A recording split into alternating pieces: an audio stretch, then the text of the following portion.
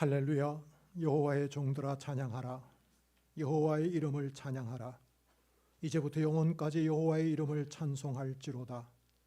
해 돋는 데서부터 해 지는 데까지 여호와의 이름이 찬양을 받으시리로다.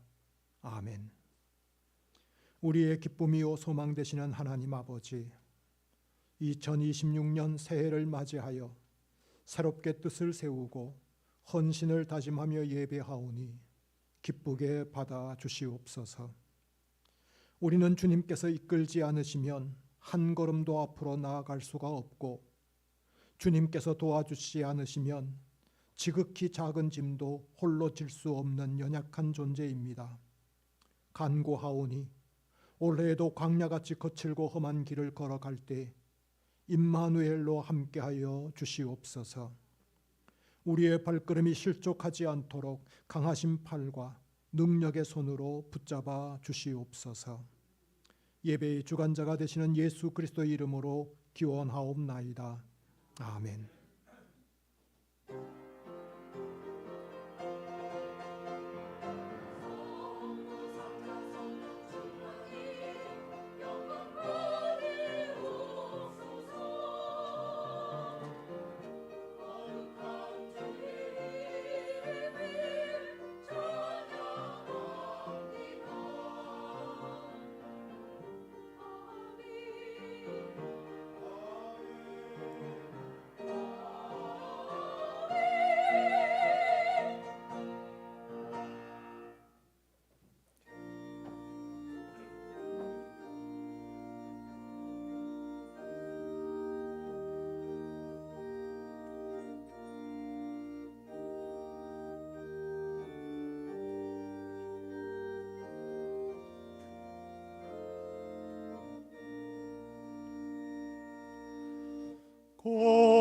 거룩한 주님께 예배를 드리세. 무릎을 꿇고서 영광 돌려 금 같은 순종과 향기로운 겸손을 주님께 바쳐서 경배하네. 주 앞에 삼가서 주 엄손히 행하면 주 너를 언제나 돌보시리.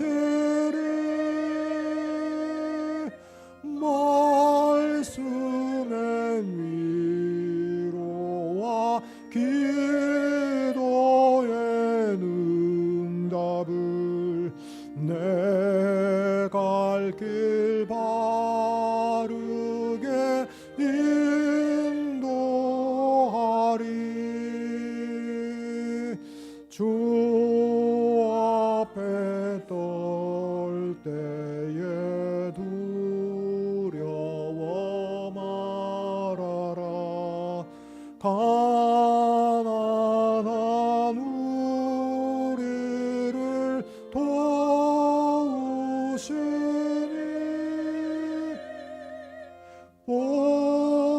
보배로운 진리와 온유한 사랑은 주님께 다 바칠 귀한 예물.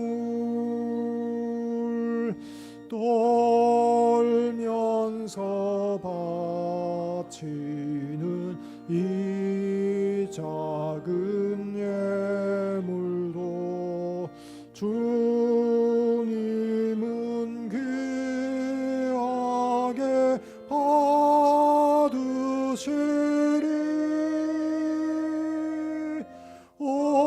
어두운 밤 지나고 새 아침 맞으니 내가 소망을 늘 주시리.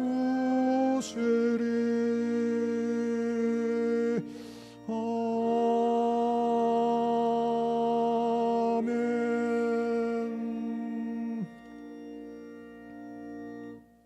성시교독은 교독문 93번입니다.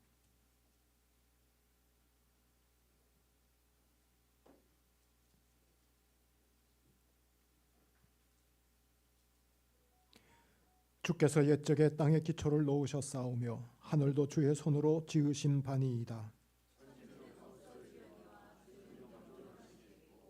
그것들은 다 옷같이 낡으리니 의복같이 바꾸시면 바뀌려니와 너희는 이전 일을 기억하지 말며 옛날 일을 생각하지 말라. 너희는 유혹의 욕심을 따라 썩어져가는 구습을 따르는 옛사람을 벗어버리고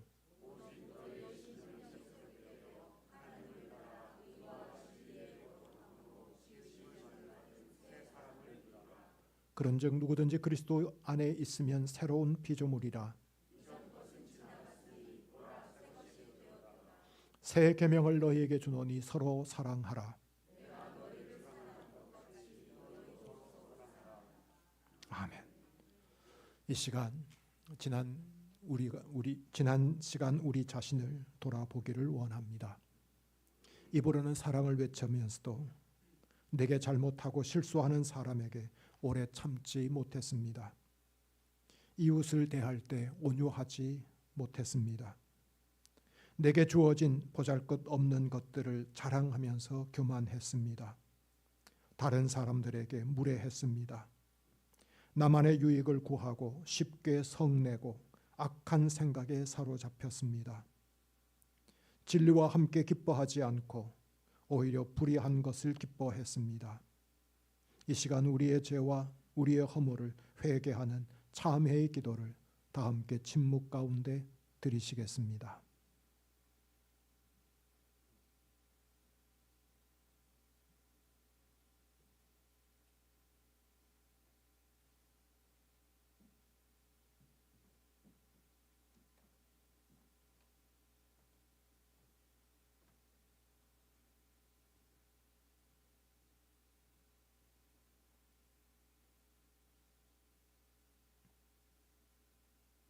하나님의 말씀입니다.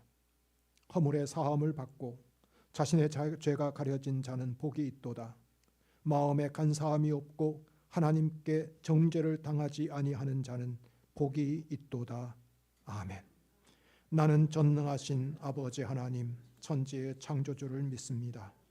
나는 그의 유일하신 아들 우리 주 예수 그리스도를 믿습니다. 그는 성령으로 잉태되어 동정녀 마리아에게서 나시고 본디오 빌라도에게 고난을 받아 십자가에 못 박혀 죽으시고 장사된 지 사흘 만에 죽은 자 가운데서 다시 살아나셨으며 하늘에 오르시어 전능하신 아버지 하나님 우편에 앉아 계시다가 거기로부터 살아있는 자와 죽은 자를 심판하러 오십니다. 나는 성령을 믿으며 거룩한 공교회와 성도의 교제와 죄를 용서받는 것과 몸의 부활과 영생을 믿습니다. 아멘.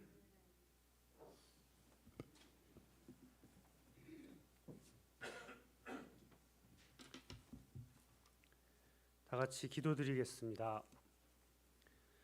사랑과 은혜가 풍성하신 하나님 아버지, 부족하고 허물이 많은 저희에게 새해를 맞게 하시고 새해 첫 주일 거룩한 주의 성전에 모여 예배하게 하심을 감사드립니다.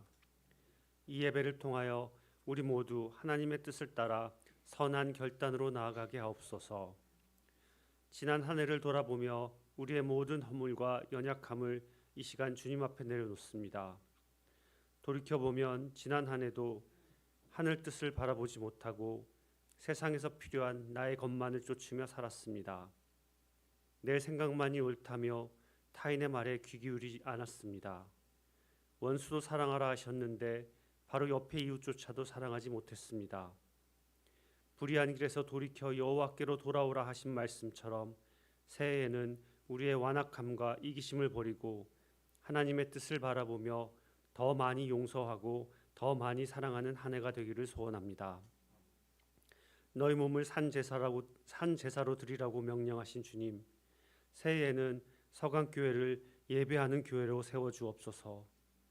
올 한 해 교우들 각각의 삶이 하나님께 상납되는 예배가 되기를 원합니다. 서강의 이름으로 모이는 예배가 형식이 아닌 생명이 있는 예배, 습관이 아닌 갈망으로 드리는 예배가 되게 하옵소서. 모든 성도가 예배를 통해 하나님을 깊이 만나며 상한 심령이 회복되고 새로운 비전을 얻게 하옵소서. 그리스도의 장성한 분량까지 이르시기를 원하시는 주님, 올 한 해 서강교회가 배우는 교회로 자라가게 하옵소서. 말씀을 사모하고 진리를 배우며 지식이 삶으로, 배움이 순정으로 이어지는 교회 되게 하옵소서. 다음 세대와 모든 성도가 주의 말씀 위에 굳게 서서 세상을 이길 믿음의 사람으로 세워지게 하옵소서. 기도의 본을 몸소 보여주신 주님, 서강교회가 무엇보다 기도하는 교회로 불타오르길 원합니다. 잠잠히 하나님께 먼저 무릎 꿇는 교인들이 늘어나길 원합니다. 땀 흘리시면서 기도하신 주님처럼 열심히 기도하는 교인들이 늘어나길 원합니다. 기도의 응답을 경험하며 기쁨으로 하나님과 동행하는 교인들이 늘어나길 원합니다. 이로 인해 개인과 가정과 교회와 이 나라와 민족을 위해 중보의 제단이 날마다 세워지게 하옵소서. 주님, 새해가 밝았습니다. 어린이들에게는 하나님 안에서의 자람을, 미래를 준비하는 청년들에게는 하나님의 비전을, 나라를 위해 고생하는 청년들에게는 하나님의 보살핌을, 상처를 안고 있는 교우들에게는 하나님의 깊은 위로를, 연로하신 교우들에게는 영육간의 강건함을, 새로운 재직들과 찬양대와 합주단과 교회를 위해 봉사하는 많은 손길들에게는 기쁨으로 교회에 헌신할 수 있는 마음을 허락하여 주옵소서. 오늘 드리는 이 예배를 기쁘게 받아주시고 말씀을 전하시는 목사님에게 성령의 능력을 더하여 주시며 듣는 모든 성도의 마음밭이 옥토가 되어 열매 맺는 삶으로 이어지게 하옵소서. 모든 말씀 우리를 위해 십자가에서 용서와 사랑을 완성하신 예수 그리스도의 이름으로 기도드립니다. 아멘.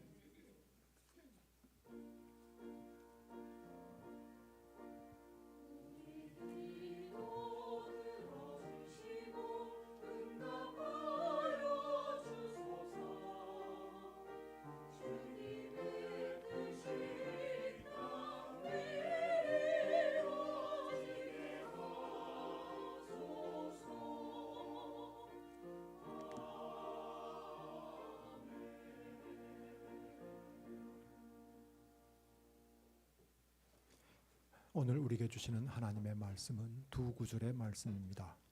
구약 성경 이사야 55장 7절 말씀과 신약 성경 에베소서 4장 31절로부터 32절까지의 말씀입니다.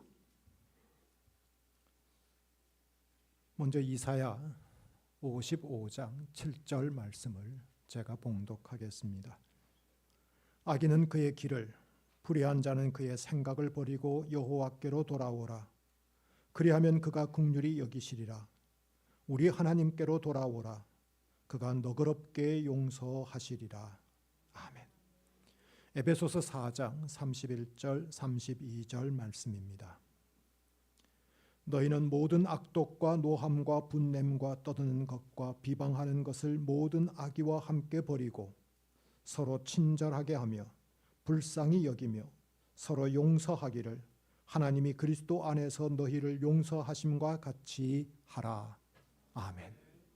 할렐루야. 찬양대에 찬양 있겠습니다.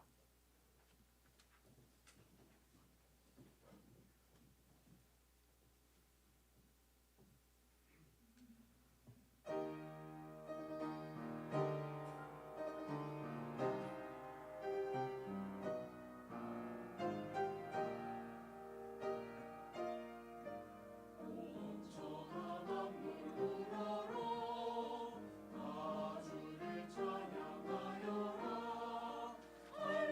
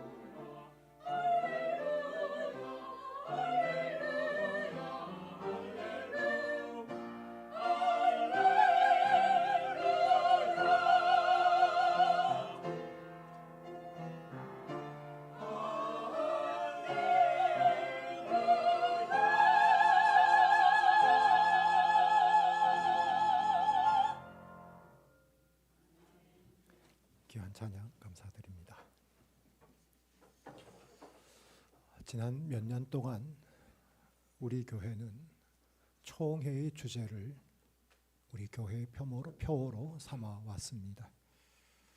하지만 올해는 좀 고심을 했습니다.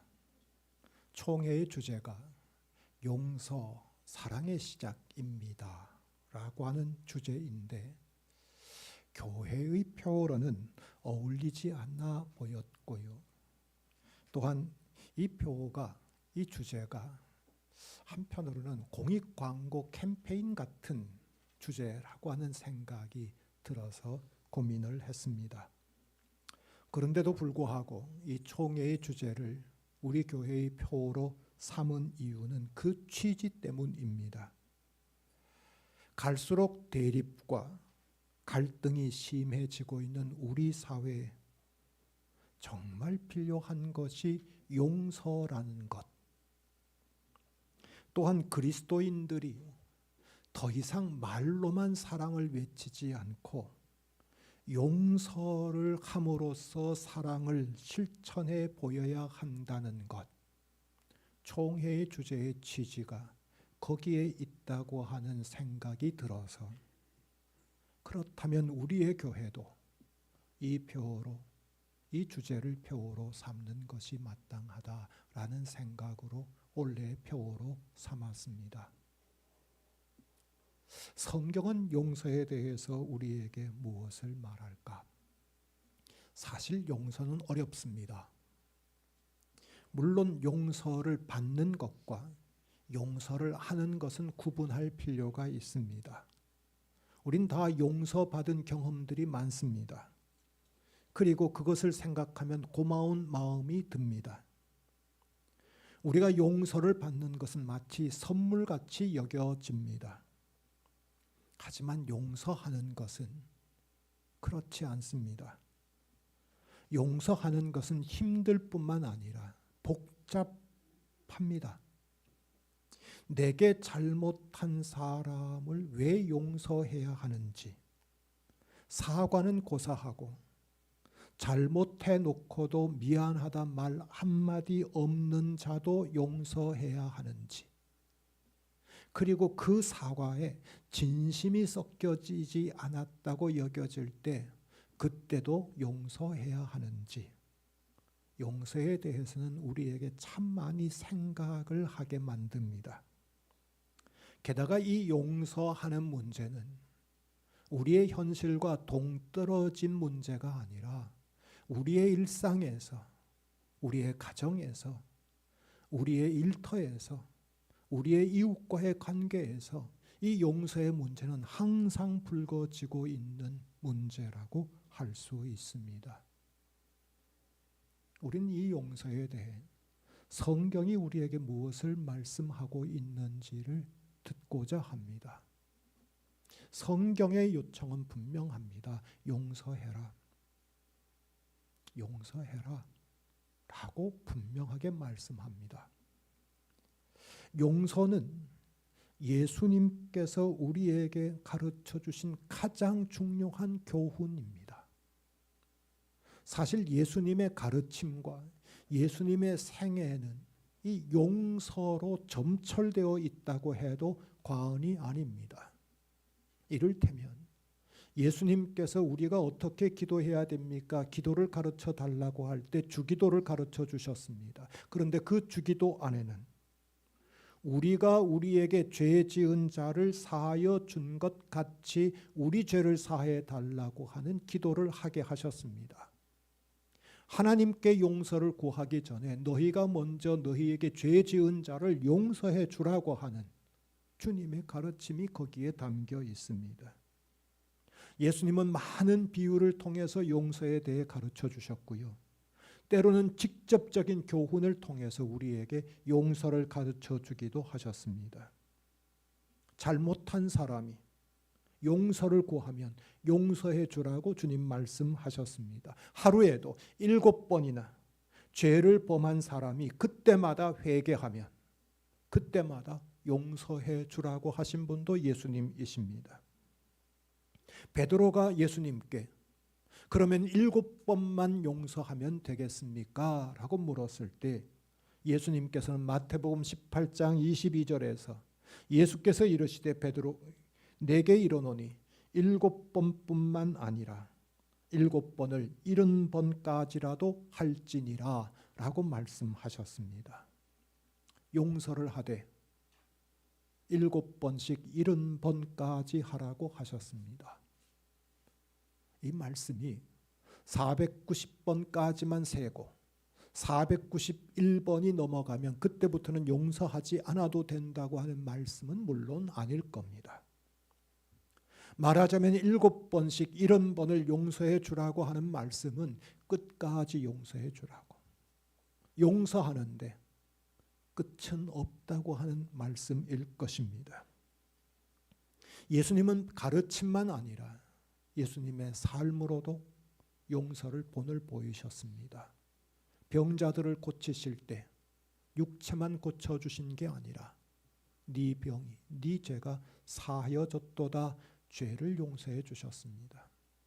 가늠하다 현장에서 붙잡혀 온 여인에게 나도 너를 정죄하지 아니하겠노라 라고 하시면서 그녀를 용서해 주셨습니다. 무엇보다도 예수님의 십자가는 용서의 현장이었습니다. 그 십자가에 매달려 그 끔찍한 고통 속에서 자신을 십자가에 못 박게 만든 장본인들, 지금도 십자가 주변에서 어슬렁거리면서 키득키득하면서 조롱하고 모욕하고 멸시하고 있는 관리들, 예수님의 그 피 묻은 옷이 뭐가 좋다고 그 옷을 서로 차지하겠다고 제비 뽑기 하고 있는 군인들, 예수님께서 저들의 죄를 용서해 달라고 기도하셨습니다. 누가복음 23장 34절에 이에 예수께서 이르시되 아버지 저들을 사하여 주옵소서 자기들이 하는 것을 알지 못함이니이다 하시더라 라고 하셨습니다. 십자가에서 죽어가시는 가운데 죄 없으신 예수님을 십자가에 못 박아 죽게 만든 그 장본인들을, 그들의 죄를 용서하셨던 예수님이십니다. 그런데 이게 전부는 아닙니다. 예수님의 십자가의 죽으심이야말로 용서의 극치였습니다. 우리 죄를 용서하기 위해 예수님께서 십자가에서 죽으셨습니다. 베드로전서 2장 24절은 말합니다. 친히 나무에 달려 그 몸으로 우리 죄를 담당하셨으니 이는 우리로 죄에 대하여 죽고 의에 대하여 살게 하려 하심이라 라고 하셨습니다. 우리의 생명의 주님, 우리의 구원의 주님, 그 주님께서 우리에게 용서하라고 분부하셨습니다. 우리는 주님께 용서하라는 명령을 받았지 누군가를 미워하고 증오하라고 하는 명령을 받은 적이 없습니다. 그러니 예수님의 이 명령, 나의 생명의 주인이신 예수님의 명령, 이 명령대로 우리가 용서하는 사람이 되어야 합니다. 우리가 왜 용서를 해야 되는가? 예수님의 명령이기 때문입니다. 또한 우리가 이미 용서를 받은 자이기 때문에 용서하는 사람이 되어야 합니다. 누군가의 도움을 받았던 사람이 누군가를 돕는 사람으로 성장하고 자라고 사는 모습을 우리는 주변에서 자주 목격합니다. 도움을 많이 베푸는 사람이 넉넉해서만, 부자여서만 도움을 베푸는 것 아닙니다.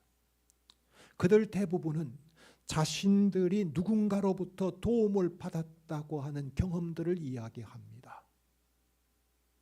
그래서 자신들도 돕는다고 말합니다. 제가 보기에는 자신들이 받은 도움보다 훨씬 많은 도움을 베풀고 사는 사람들 참 많아 보입니다. 용서도 그렇습니다. 우리도 살아오면서 누군가로부터 우리의 잘못을 용서받은 경험들이 있습니다.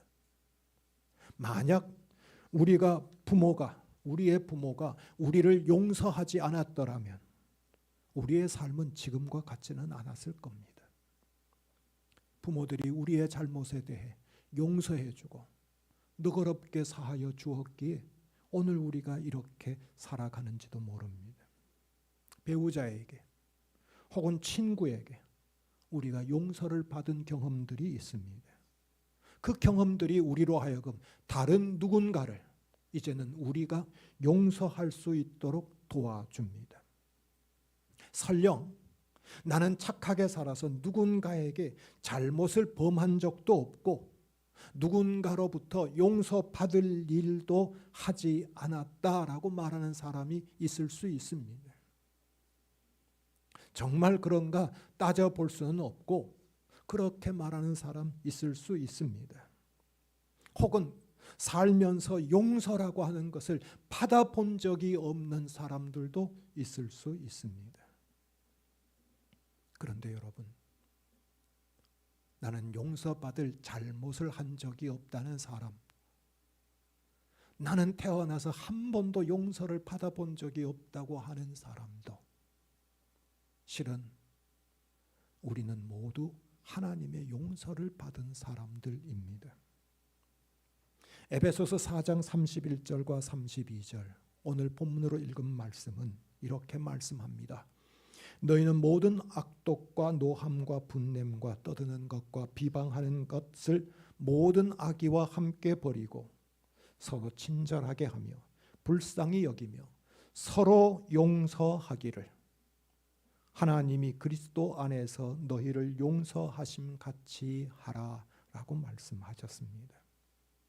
하나님께서 예수 그리스도로 말미암아 죄인인 우리를, 죄로 인해 죽을 수밖에 없는 우리를 용서해 주셨습니다. 살면서 우리가 누군가를 용서하는 그 모든 용서를 다 더한다고 하더라도 예수님의 십자가로 우리를 용서하신 그 용서에는 미칠 수가 없습니다. 예수 그리스도의 십자가 죽으심으로 우리를 용서해 주신 하나님의 그 용서는 너무도 과분하고 너무도 광대해서 우리가 그 용서의 크기를, 그 용서의 부피를, 그 용서의 무기를 측량할 수가 없는 용서를 우리는 받은 사람들입니다. 게다가 하나님의 용서는요, 저 십자가 위에서 일어난 그 속죄의 사건만은 아닙니다. 우린 지금도 하나님께 범죄를 합니다. 우리의 육신의 약함 때문에 혹은 유혹을 이기지 못하고 죄를 짓기도 합니다. 그런데 하나님의 용서는 내가 그때 예수 그리스도를 통해서 너를 용서해 주었는데 그 이후로 네 잘못은 내가 용서 못해 하시는 분이 아니시라. 단 한 번의 용서로 끝나시는 용서가 아니라 지금도 용서해 주시는 하나님이십니다. 오늘 본문인 이사야 55장 7절에 악인은 그 길을, 불의한 자는 그의 생각을 버리고 여호와께로 돌아오라. 그리하면 그가 긍휼히 여기시리라. 우리 하나님께로 돌아오라. 그가 너그럽게 용서하시리라 하셨습니다. 우리의 지은 죄가 아무리 크다 하더라도요, 우리가 생각해도 너무 자주 죄를 범한다고 하더라도, 우리가 생각해도 하나님 앞에 용서해 달라고 말하기가 너무도 뻔뻔스러울 정도로 그때 하나님께 회개하고 용서받았는데 똑같은 잘못을 반복해서 거듭해서 하고 있는 우리, 그런 우리라도 우리가 하나님의 용서를 구하면 하나님은 그때마다 용서해 주시는 하나님이십니다. 하나님은 우리를 용서하시되 7번만 아니라 7번씩 70번만 아니라 수를 셀 수도 없이 무한히 우리의 죄를 용서하시는 하나님이십니다. 하나님의 용서 때문에 저와 여러분이 하나님의 자녀가 되었습니다. 하나님의 용서 때문에 우리가 이렇게 지금 살아가고 있습니다. 하나님의 용서 때문에 우리가 우리에게 찾아오는 그 무서운 죄의식과 죄책감 다 떨쳐버리고 이렇게 살아갈 수 있습니다. 그러니 하나님의 용서하심을 받은 자답게 하나님의 그 크신 용서를 받은 자이기에 우리도 용서하며 살아야 합니다. 여러분, 용서를 왜 해야 하느냐? 실은 용서는요, 나를 위한 것이기도 합니다. 우리는 누군가 자신의 잘못을 인정하고 용서를 구할 때 용서합니다. 그럴 때는 용서할 수 있습니다. 내가 잘못했다고, 그때 내가 왜 그랬는지 모르겠다고, 내가 잘못했으니 용서해 달라고 하면 우리는 용서할 수 있습니다. 그런데 잘못을 해놓고도 시침이 떼고 있는 사람, 나에게 상처를 주고도 자신은 아무 일 없었다는 듯 태연스럽게 지내는 사람, 드러난 듯 나를 험담해 놓고도 미안하다는 말 한마디도 없는 사람, 그런 사람을 용서하기는 실은 쉽지 않습니다. 그런 사람을 실은 용서하고 싶은 마음이 없는 것도 사실입니다. 그런 자를 용서하면, 사과도 하지 않는 그런 자를 용서하면 내가 손해보는 일 같고 나는 억울해 죽을 지경이어서 용서해주고 싶은 마음이 없어지기도 합니다. 혹은 어떤 사람들은 좀 생각이 깊은 사람은 내가 용서하고 싶지만, 그런 뻔뻔한 자를 용서하고 싶지만 내가 그를 용서해주면 그는 자신의 잘못을 깨닫지도 않을 거고 점점 더 그 죄에 대해서 무뎌져서 점점 더 악당을 만들어 버릴 수 있기 때문에 내가 그렇게는 못하겠노라고 하는 사람도 있을 수 있습니다. 자, 여러분, 우리가 인정해야 될 한 가지 사실이 있습니다. 우린 다 연약한 존재입니다. 사람의 말 한마디로도 쉽게 상처를 받고요, 그 상처가 우리를 자리에 눕게도 만들 정도로 우린 연약한 존재들입니다. 우린 열악한 존재이기 때문에 누군가를 미워하는 마음을 품고 마음에 분노를 쌓아두고 아무렇지도 않게 살아갈 수 있는 사람들이 아닙니다. 증오나 분노와 같은 부정적인 감정들은요, 우리에게 깊은 영향을 미칩니다. 미움은요, 우리를 미움의 사람으로 고착화시킵니다. 분노는요, 우리의 내면만 아니라 우리의 삶마저도 흔들어 놓기 일쑤입니다. 에베소서 4장 26절은 이렇게 말씀합니다. 분을 내어도 죄를 짓지 말며 해가 지도록 분을 품지 말고 라고 말씀합니다. 왜 해가 지기 전에 분을 풀라고 말씀하시는지 그 이유는 말씀하고 계시지는 않습니다.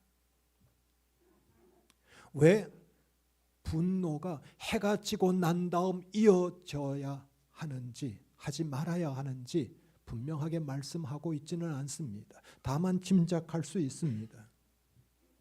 분노라는 감정이 하루가 지나면 우리 안에서 저절로 스스로 사라지는 게 아니라 오히려 분노라는 감정은 그냥 두면 우리 안에 깊이 뿌리 내리는 감정이기 때문에 하루가 지나도록 분노의 감정에 붙들고 있지 말라고 말씀하신 것이라고 할 수 있습니다. 이 말씀은요, 우리를 위해서 주신 말씀입니다. 우리를 분노케 한 사람을 위해서 주신 말씀이 아니고요, 우리 자신을 위해서 하나님께서 권고하신 겁니다.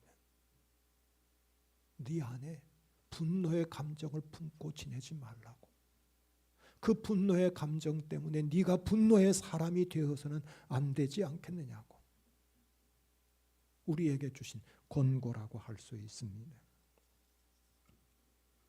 분노가 우리 안에 따리를 틀고 우리가 분노로 이글거리는 사람이 되지 않도록 하나님께서 주신 말씀입니다. 그 분노 때문에 마귀가 틈을 타서 우리로 하여금 마귀에게 넘어가는 사람 되지 않도록 우리 자신을 위해서 주신 권고라는 말입니다. 심리학자인 정도원 씨가 쓴 프로이드의 의자라고 하는 책이 있습니다. 이 책에서 저자는 미국의 작가인 말라키 맥코드가 한 말을 인용합니다. 맥코드가 한 말은 이런 말입니다.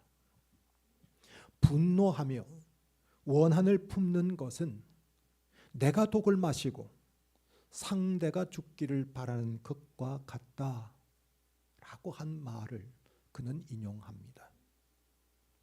분노하고 원망 내 마음에 품는 것은 내가 지금 독을 마시는 행위이고 그러면서 상대가 죽기를 바라는 어리석은 일이라고 말한 그 말을 인용하면서 정도원은 이렇게 말합니다. 용서란 내 상처의 원천이자 원한과 복수의 상대인 상대 자체를 버림으로써 나를 치유하는 과정이자 결과입니다 라고 말합니다.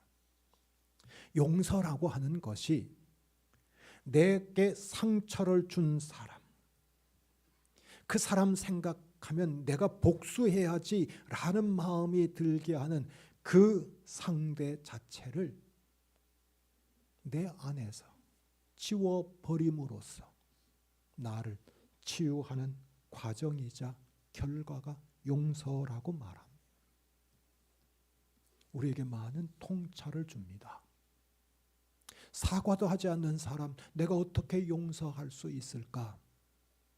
그런데 사과하지 않기 때문에 내 마음에 그 사람에 대한 분노와 원한을 품고 복수하겠다고 하는 마음, 안갚음하겠다는 마음, 그 마음을 품고 내가 지내는 것, 실은 그것은 내가 독을 마시는 것과 같은 것이고, 그를 용서하는 것, 힘들지만 그를 용서하는 것은 바로 내가 자유함을 얻기 위해서인데, 그 용서란 것이 다시 만날 사람도 아닌 그 사람을 내가 어떻게 용서할 수 있을까?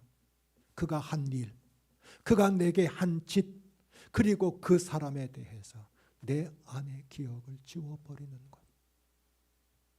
힘들지만 그 과정이 용서라고 하는 것을 말해줍니다. 사실 우리에게는 이런 의문이 듭니다. 내게 상처 주고도 잘못했다고 말 한마디 하지 않고 오히려 아무렇지도 않게 희희낙낙하며 지내는 사람, 그를 내가 용서한다면 그 사람은 어떻게 될까? 그 사람은 아무런 벌도 받지 않고 그 사람은 여전히 희희낙낙거리며 살아갈 것이 아닌가? 그 사람은 어떻게 되겠는가?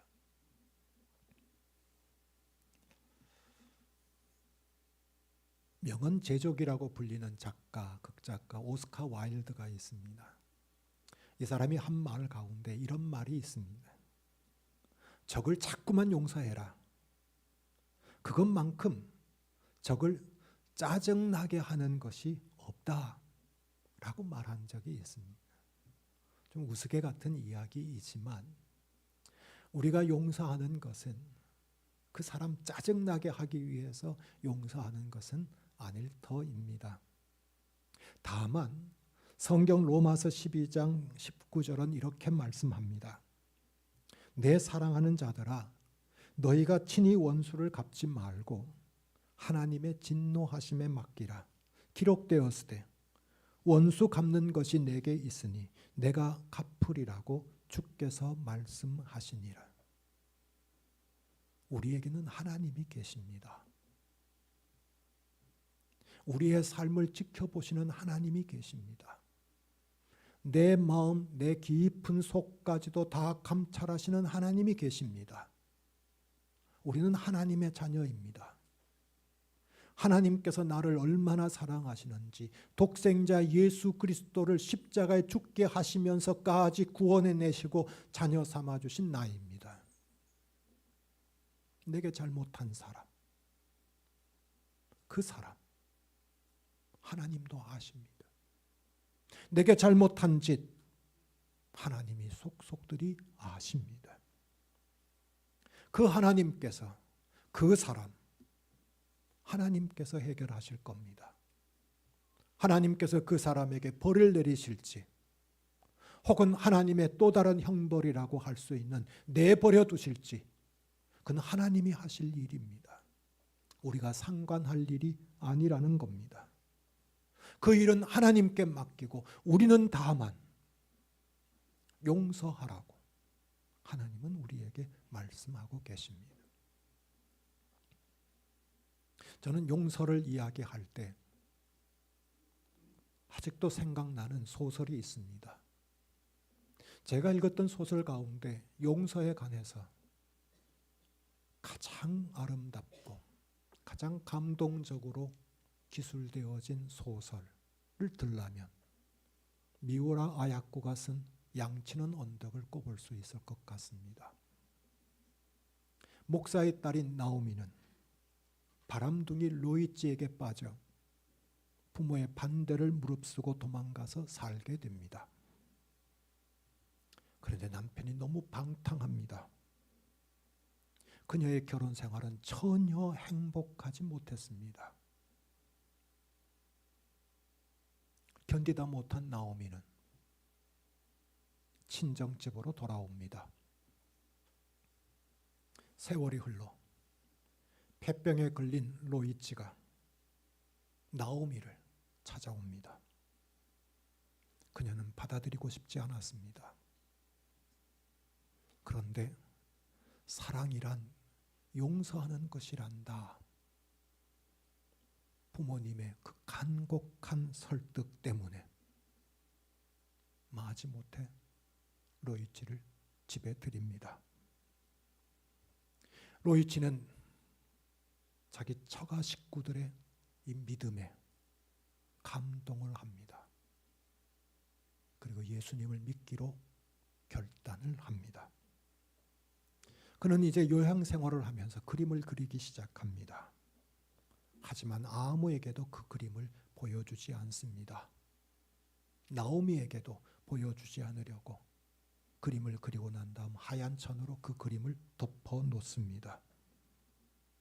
다만 그는 이 그림은 나오미에게 줄 크리스마스 선물이라고만 말할 뿐이었습니다. 그림은 성탄절 바로 전날 크리스마스 이브에 완성되었습니다. 그날 로이치는 과거에 알던 여자로부터 연락을 받았습니다. 망설였습니다. 근데 잠깐만이라도 얼굴을 봤으면 좋겠다고 하는 그 요청에 잠시 만나기로 하고 그녀를 찾아갑니다.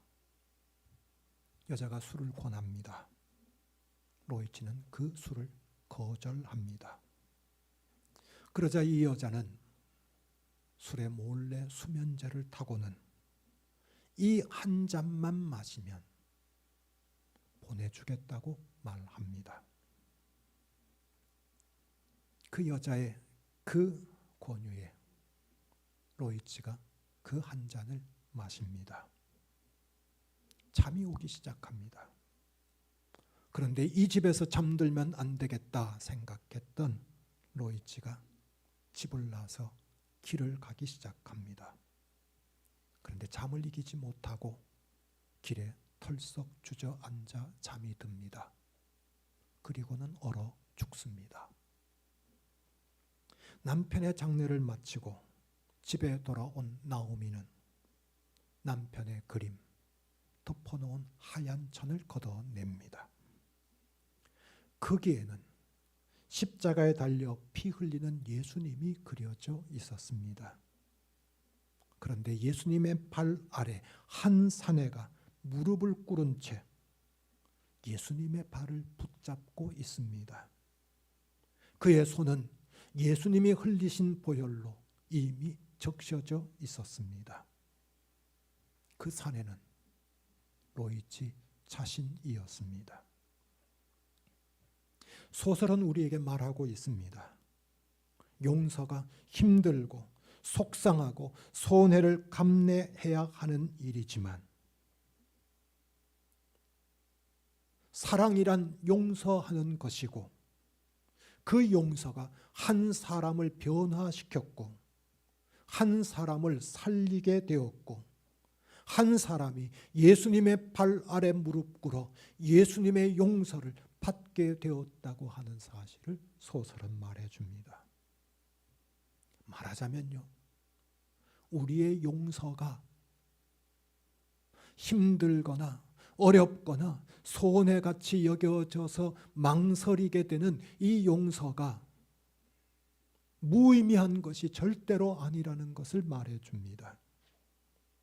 우리의 용서가 한 사람을 살리고 한 사람을 구원해내고 세상을 아름답게 만드는 것이라고 하는 것을 말해줍니다. 여러분, 하나님의 용서를 받은 우리들이 이 세상을 살아가는 방식이 용서입니다. 우리를 용서해 주신 이유는 이 세상에 살아가면서 그 용서를 전하도록, 보여주도록, 실천하도록 하나님이 우리를 용서해 주셨다는 생각이 듭니다. 빌립보서 4장 5절은 말합니다. 너희 관용을 모든 사람이 알게 하라. 주께서 가까우시니라. 사랑하는 교우 여러분, 올 한 해 사랑하는 일에 힘쓰기를 바랍니다.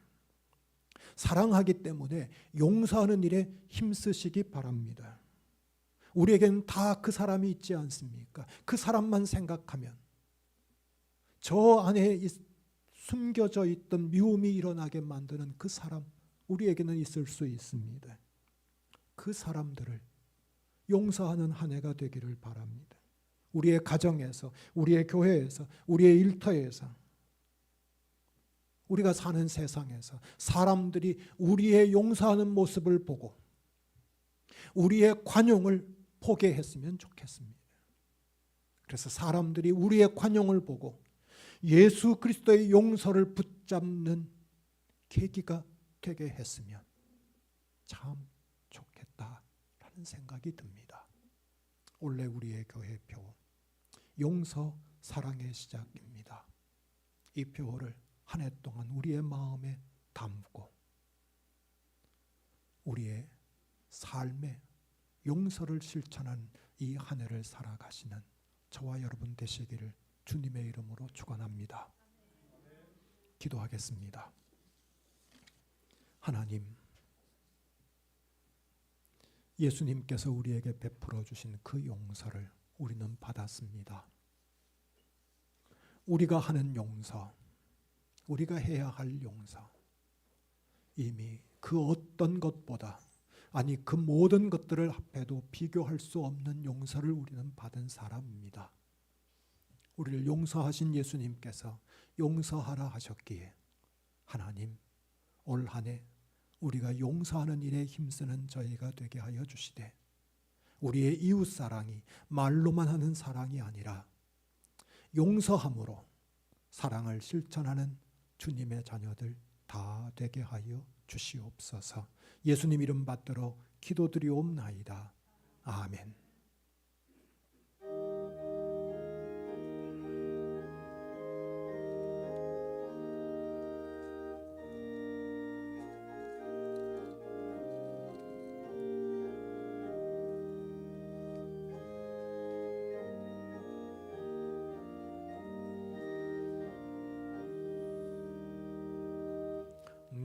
내 마음과 정성을 다하여서 주 너의 하나님을 사랑하라.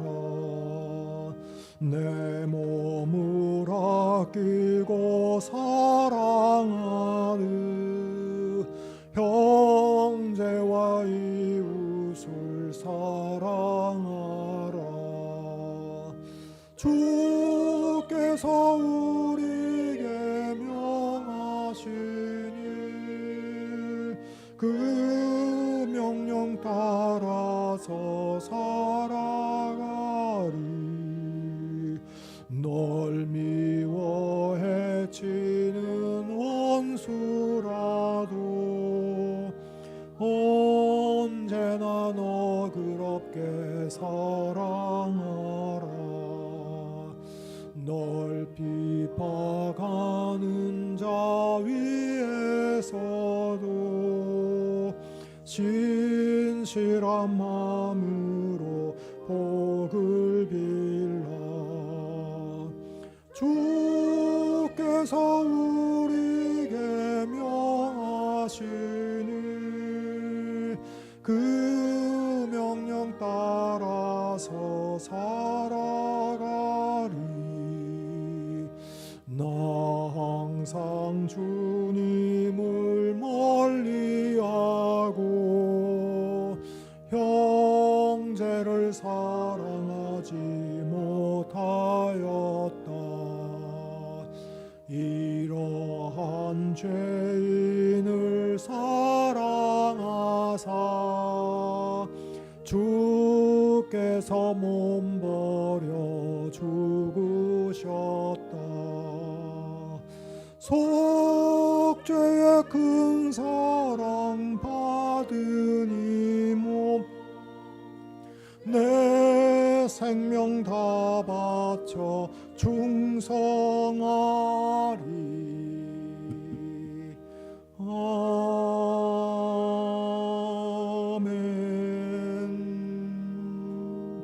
아멘. 거룩하신 하나님, 신년 주일을 맞이하여 주님 앞에 나와 예배드리게 하여 주심을 감사드립니다. 이 시간 또한 우리가 준비한 예물을 하나님 앞에 예물로 드리게 하여 주심도 감사드립니다. 혹은 10의 1조로, 혹은 감사 헌금으로, 혹은 주정 헌금으로, 혹은 이런저런 제목을 가진 헌금으로 하나님께 드리는 이 예물을 받아주시고 이 예물이 사용되는 곳마다 하나님의 영광이 드러나며 하나님 나라가 확장되어지는 역사가 있게 하여 주시옵소서. 간절히 바라기는 하나님, 올 한 해 우리 교우들의 손길과 그 산업을 축복하여 주셔서 물질로 인하여 어려움 겪는 교우들 없게 하여 주시고 하나님께서 베풀어 주시는 풍성한 은혜로 말미암아 하나님께 드릴 것도 더 많아지게 하시고 이웃에게 나누고 베푸는 삶을 사는 우리 모든 교우들 되도록 하나님 복 내려 주시옵소서. 예수님 이름 받들어 기도드리옵나이다. 아멘.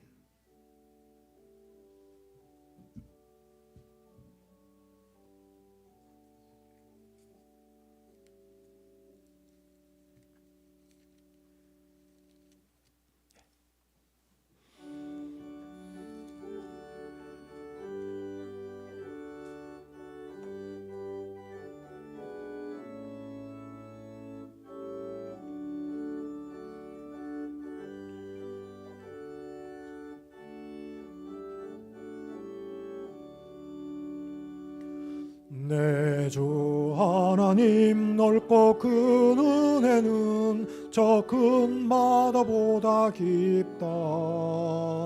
너고 닷줄을 끌러 깊은 데로 가한 가운데 가보라. 언덕을 떠나서 창파에 배 띄워 내 주 예수 은혜의 바다로 내 맘껏 져가라. 왜 너 인생은 언제나 거기서 저 큰 바다 물결 보고 그 밑 모르는 작은 바다 복을 한 번에 하려 안 보나 언덕을 떠나서 장파에 배 띄워 내 주 예수 은혜의 바다로 내 맘껏 져가라. 많은 사람이 얕은 물가에서 저 큰 바다 가려다가 찰싹거리는 작은 파도 보고 마음 약하여 못 가 언덕을 떠나서 장파에 배 띄워 내 주 예수 은혜의 바다로 내 맘껏 져가라. 자 곧 가거라 이제 곧 가거라 너 큰 은혜 바다 향해 자 곧 내 너를 저 깊은 데로 가라 망망한 바다로 언덕을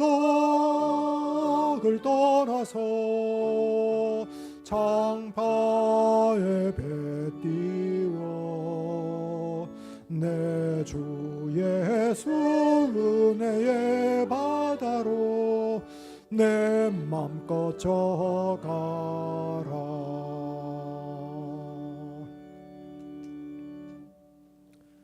지금은 우리 주 예수 그리스도의 은혜와 하나님 아버지의 한량없는 사랑하심과 성령님의 인도하시며 교통하시는 역사가 용서, 사랑의 시작입니다.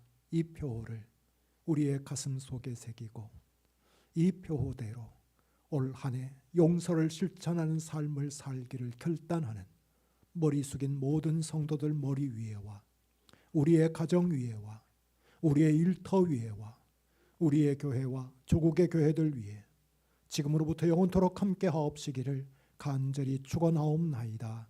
아멘.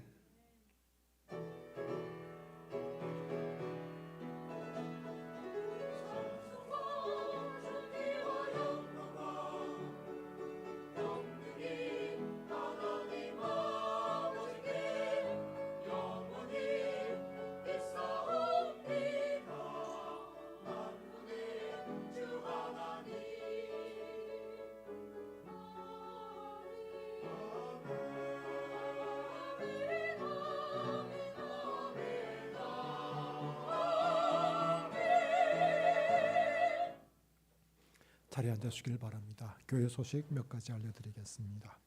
오늘 우리와 함께 예배드린 분 가운데 우리 한광석 집사님 어머님 되시는 윤근순 권사님 또 누님 되시는 한은주 집사님 함께 예배 참석해 주셨습니다. 자리에서 한번 일어나 주시겠습니까? 우리 박수로 환영해 주시면 감사하겠습니다.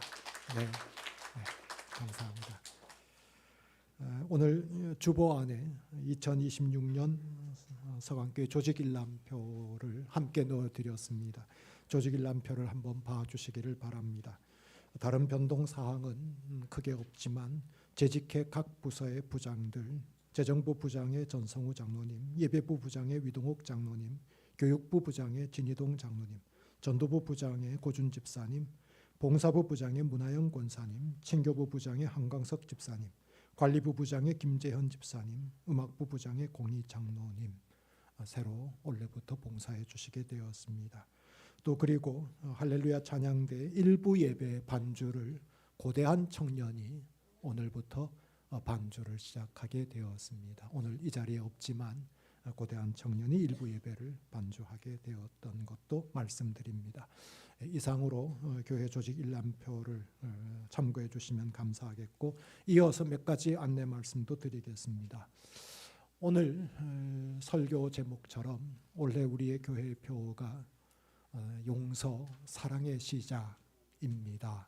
이 표어로 한 해를 시작하고자 합니다. 우리 같이 한번 앞에 있는 표어 같이 한번 읽어보겠습니다. 시작. 용서, 사랑의 시작입니다. 예, 감사합니다. 올해부터 우리 교회가 전도하는 기관을 한 곳 더 추가해서 지원하기로 했습니다. 문화 선교 쪽에 전도하기 위해 지원하기 위해 한국 기독교 역사 문화관을 올해부터 지원하게 되었습니다. 여러분들 기도하실 때 한국 교회가 에큐메네칼 위해서 역사 문화관을 만들었는데 이 기관을 위해서도 기도해 주시면 감사하겠습니다. 또 성경 일독하신 교우들은 교역자실로 알려주시기를 바랍니다. 강단 장식을 김석 이주영 집사님 가정에서 담당해 주셨습니다. 이상으로 교회 소식을 마치겠습니다. 감사합니다.